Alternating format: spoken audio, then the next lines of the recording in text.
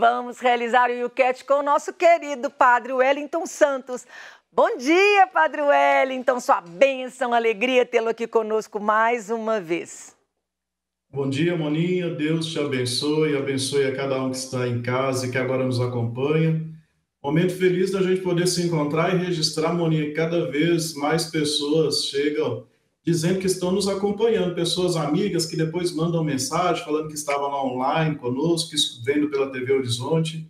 Então é gratidão a Deus por juntos, né, a gente fazer esse gesto bonito de chegar à casa de amigos, de tantas pessoas cristãs que estão aí ansiosas, necessitando escutar um pouquinho mais, né, sobre a nossa igreja. É verdade, Padre. E lembrando, se as pessoas não conseguem assistir ao vivo, depois eles podem assistir pelo YouTube, né? Então é maravilhoso, porque fica lá. Se você quer ver as antigas, as conversas nossas antigas, está tudo registrado lá no YouTube da TV Horizonte, é só acessar. E o nosso assunto de hoje, Padre, para que a gente precisa da igreja, né, Padre? Então, com essa pandemia, trazer o católico de volta para a igreja, vocês estão suando, né? Verdade, Moninha. Você está falando uma coisa que é muito real. Né? Com a pandemia, nós tivemos que fazer isso como um gesto de solidariedade, de caridade, de amor ao próximo, que é o distanciamento social, e por algumas vezes nós ficamos em casa mesmo. Né? Aí agora, parar e pensar assim, olha, muita gente acomodou nesta forma de expressão de fé que tem seu valor, mas estão deixando de lado o que é o sentido espiritual importante da igreja.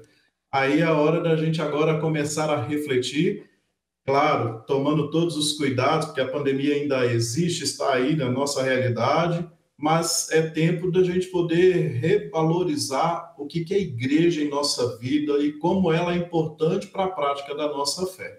Verdade. Padre Wellington, Paulo fala nas epístolas que nós somos templo do Espírito Santo. E aí eu pergunto para o senhor, o que significa dizer que a igreja é o templo do Espírito Santo?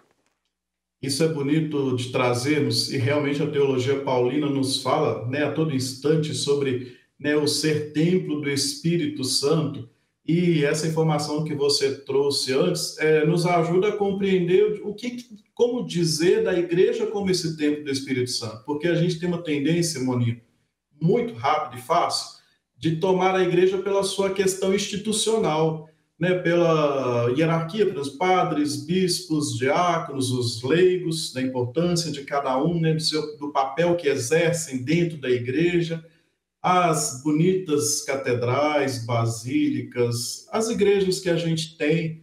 E olha que a gente sabe quão suado é a gente construir uma igreja hoje.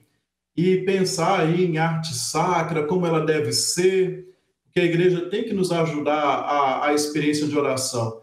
Mas a gente não pode se prender simplesmente no aspecto institucional, porque a igreja, por mais bela que ela seja, por maior que seja, se ela não tiver a força do Espírito Santo suscitando homens e mulheres para fazer parte dela, para poder ser essa parte viva da igreja, ela não tem sentido nenhum. Então, olha, dizer que a igreja é o templo do Espírito Santo é dizer que na igreja, quando nós nos reunimos, quando 2 ou 3 estiverem reunidos, aí estamos, então a certeza deste ser igreja, de ser esse contato, de ter essa comunhão, ali o Espírito Santo habita.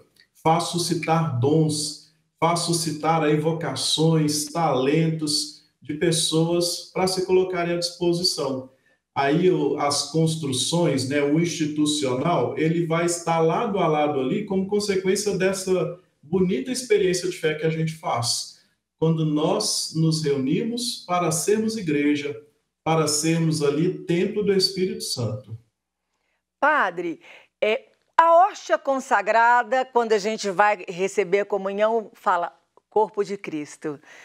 E aí, a gente fala também que a igreja é o corpo de Cristo.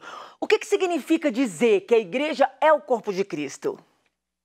A referência da Eucaristia já nos ajuda a entender sobre essa dimensão da igreja corpo de Cristo.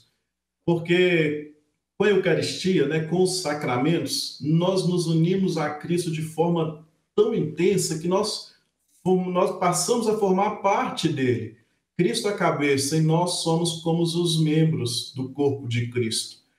Aí, dizer desta igreja, volto mais uma vez, para poder a gente distinguir a igreja espiritual da igreja institucional. É quando nós, pessoas movidos por este Espírito, nós nos unimos, nós formamos comunhão para ser este corpo de Cristo no mundo, né? Para ser esse anúncio do amor de Cristo em meio a realidades tão sofridas, tão difíceis que a gente enfrenta aí no nosso dia a dia. Aí, Moninha, tem uma interpelação muito interessante com relação a isso, quando a gente pensa assim, olha, se a igreja é corpo de Cristo, então se nós, pessoas, somos corpo de Cristo, por que que a gente abre tanto espaço para divisões nas nossas comunidades?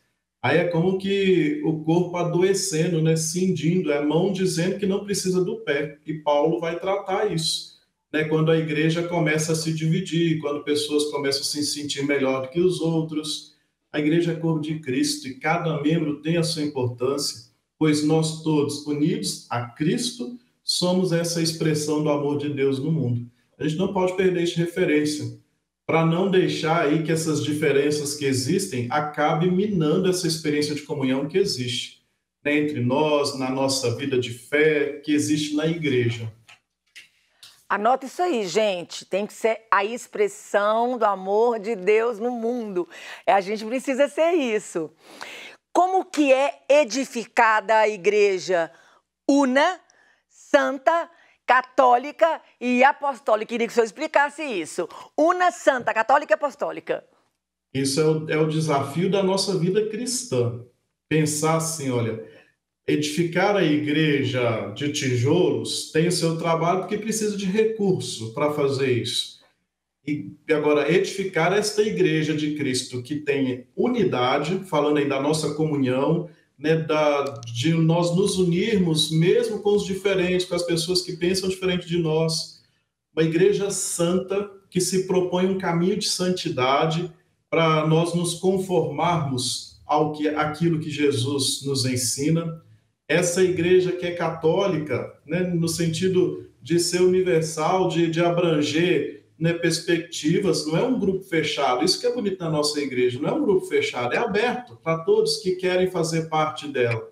E é apostólica porque está fundada na doutrina dos apóstolos. Isso a gente pode trazer o elemento da sinodalidade.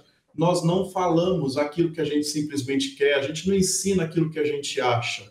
A gente vai voltar lá às origens, vai buscar viver essa comunhão com os apóstolos com Cristo, dos sucessores dos apóstolos neste nosso tempo, né, o Papa, os bispos, para a gente poder viver essa condição de sinodalidade. Então é pensar isso, Mônica, para como é que a gente edifica então essa igreja? É colocando todas as nossas habilidades humanas em vista da comunhão, para a gente ser uma igreja una, santa, católica e apostólica. Nessas dimensões, esse é o grande desafio da vida cristã, é a gente parar e entender a todo instante, principalmente quando entram aí as rusgas nas comunidades, pensar, gente, nós somos chamados a viver uma igreja una, por que as divisões? Né? Viver a santidade, por que a gente está multiplicando pecados aqui no meio da vivência da igreja, né? Do ser comunidade de fé? Então esse é o nosso parâmetro de vida cristã, ser uma igreja una, santa, católica, apostólica e romana. É muito lindo, né? Essa unidade também, né, padre? Que todos os templos do mundo inteiro estão lendo o mesmo evangelho. Lance suas redes para águas mais profundas. Isso é tão maravilhoso, né? Exatamente. É bonito quando pensamos nessa dimensão da comunhão que existe, né? A gente, neste dia, está celebrando em comunhão com pessoas no mundo inteiro. Então, é algo que deve tocar o nosso coração para a gente poder ver aí a força dessa comunhão da igreja que nós fazemos parte. Padre, qual é a função do Espírito Santo na igreja? Então, o Espírito Santo, ele vai nos inspirar, vai nos impelir a uma ação concreta, ele vai nos recordar da nossa missão, ao mesmo tempo ele nos confere esta missão. O Espírito Santo é toda essa vida da igreja, é o Espírito de Cristo que vem inflamar os nossos corações, fazer arder o coração para um serviço cada vez mais autêntico. Então o Espírito Santo, ele suscita vocações, ele relembra a nossa missão, ele nos inspira na nossa prática diária, da nossa vida cristã. Então, é essa força que envolve todo o nosso ser para nos ajudar a fazer o seguimento de Jesus Cristo, para chegarmos juntos a Cristo. Ele nos conduz a Cristo. Padre, o senhor falou da gente não viver com rusgas, né? Que a gente dentro de uma comunidade, ainda mais o senhor sacerdote, vê isso de perto dentro de uma igreja. Essas rusgas, essa confusão, ciúme, divisão. Qual é a primeira missão da igreja? Então, a missão primeira da igreja é viver a comunhão, porque Cristo chama-nos a estar unidos a Ele. Aí, quando traz todos esses elementos, a gente é profundamente interpelado a pensar como que pode a nossa prática estar tão longe daquilo que a gente prega, né, daquilo que é o nosso ideal de vida. Então, olha, pensar assim, qual que é a missão da igreja? Qual que é a missão de cada um de nós? É viver mesmo essa comunhão, é permitir que em todos os povos brote esta força da graça de Deus que nos reúne como igreja. Aí, olha, vai ser uma diversidade de pessoas, então uma diversidade de pensamentos, de cultura, e o que é bonito é a gente tentar fazer com que essa diversidade se torne uma unidade pela nossa prática de fé, em profundo respeito ao que o outro pensa, como ele vive a sua fé, mas todos nós buscando um referencial, porque tem um eixo que nos conduz, para a gente também não entrar num personalismo, de cada um achar que é do jeito que pensa essa igreja. Tem um eixo, que é a doutrina dos apóstolos, que é o catecismo, que é o IUCAT, né, que a gente está fazendo aqui agora, a Sagrada Escritura. Então, se a gente tem isso como referencial, a gente vai buscar a comunhão. Aí nós vamos viver plenamente a nossa missão, que é viver a comunhão com Deus e com os irmãos. E o que significa quando eu falo a casa de Deus? Casa de Deus tem duas perspectivas. É esta realidade, né, de um templo em que a gente constrói para nós nos encontrarmos, para ali a gente viver a nossa fé, e também o reino dos céus, que é o que a gente busca, né, que é o objetivo final da nossa vida.